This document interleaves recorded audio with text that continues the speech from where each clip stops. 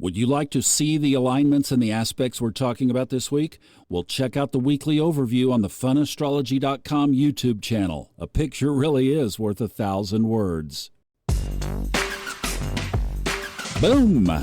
Welcome in to the Fun Astrology Podcast for Thursday, September 5th. Thomas Miller, thank you so much for checking out the sky with me together today to get our day started so that we can be on the right side of the energy. And we are going to take a look basically at what is ahead of us this weekend because there are a couple of powerful aspects. And then tomorrow we're going to talk exclusively, mostly about the moon wobble, and I'll tell you about that tomorrow. No, that's not some phenomenon that NASA just discovered. It's an old astrology thing that goes back not quite 100 years, about 90 years, and we'll talk about who discovered it and what it means, and if we even kind of go there. But it is an interesting phenomenon to observe. That's the moon wobble tomorrow. Now, today, I'm going to stick those social channels in the show notes again today in case you didn't subscribe to those. The Fun Astrology Twitter, that's probably the one to focus on, but I know everybody loves Instagram, and I'm trying to really crank out some videos and make it fun and informative and educational as well. Video ain't what it used to be when I was doing it back in the 80s and 90s. I will tell you that for sure. And oops, I just dated myself big time.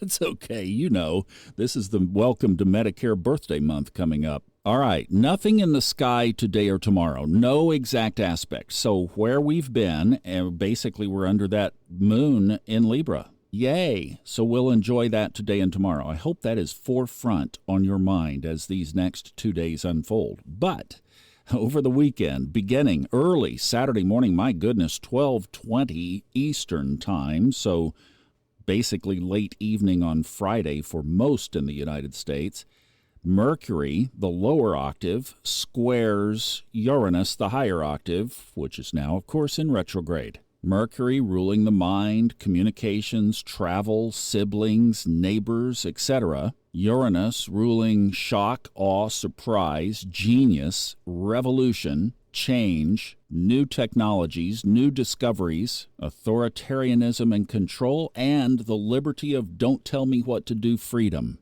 Underneath those two, you also have to factor in Gemini under Mercury and Aquarius under Uranus. So we bring into that the division of Gemini, the twin, the two-sided sign, and we apply it to the collectiveness of the 11th house, which of course is ruled by Aquarius. And did I say square?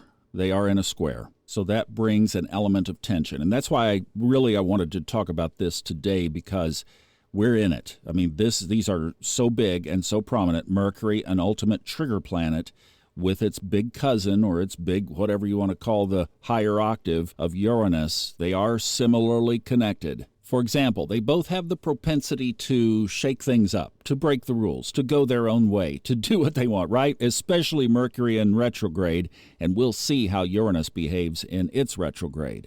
The other thing is they both represent the brilliance of the mind. I mean, you know, we talk about monkey mind in some kind of negative context. We wouldn't do so well without it, right? I mean, we rely on that monkey mind. It's what gets us through the day.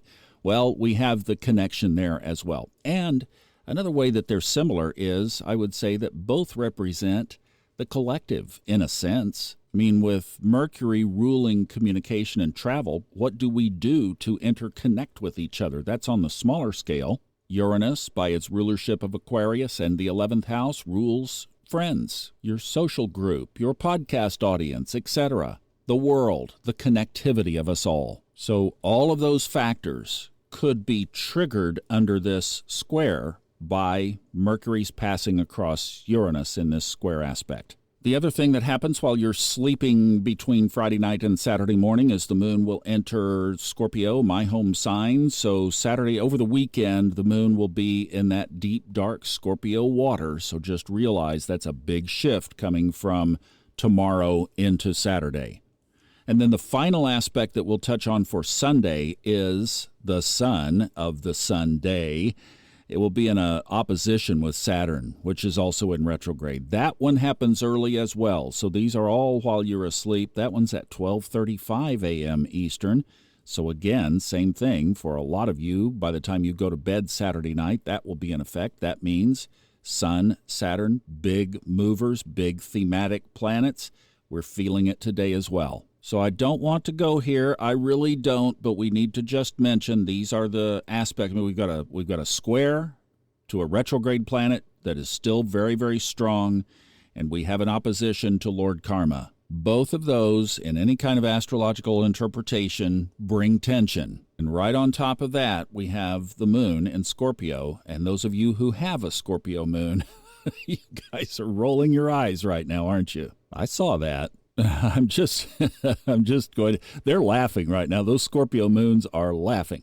Okay, I'm going to go with a keyword of tension and conflict. I know we don't want to hear that, but let's just take the aspect for what it is, and then let's shift ourselves to the higher timeline. First point, Mercury and Uranus. Watch how you talk to yourself first this weekend. Don't go into negative self-talk. If you do, find some way to get out of it. Physical movement is a great way to jolt out of that, or call a friend who you know always lifts you up. I'm in a little season, and I'm not going to do this, but I kind of am thinking about it. I'm just in this little season between now and October 1st, which is when I go on Medicare. I keep talking about this, but look, from that moment on, from, I guess, local time, 12:01 a.m. on October 1st, I'm going to have almost basically free health care for the rest of my life. And I've been worried about where I am because I've got a super high deductible right now. So all of a sudden, things change in just 3 weeks, basically. So I've been thinking, turn off the phone, turn off email, put an announcement up, I will see you in October, and just take a big chill pill for the rest of this season. And don't get bothered by anything. Something can wait. Well, if you chose that strategy for this weekend coming, I wouldn't blame you. Become the monk in the cave, but in Seattle or Tampa or Texas or wherever you are. Become the monk in the cave for the weekend. Don't get caught up in it, and don't succumb to negative self-talk over the weekend. Make that commitment to yourself now. Put it right on your forehead. I will not allow myself for the next several days, say a week, to succumb to any negative self-talk, even if there's some surprise in my path. And then from that, you can work on the sun opposite Saturn, because all that's trying to do is just show you ways you can grow, just show you ways you can do better. So the question is, what are you willing to improve in your life if you knew that there was a big reward on the other side? That's what that aspect is all about. So that's what you'd be meditating on while you're ignoring the world around you for a few days. I know it may not be practical, but, whatever part of that you choose or want to take on, why, see how it works for you. All right, have a good one. We'll be back to talk about the moon wobble on top of all of that tomorrow. Oh, boy.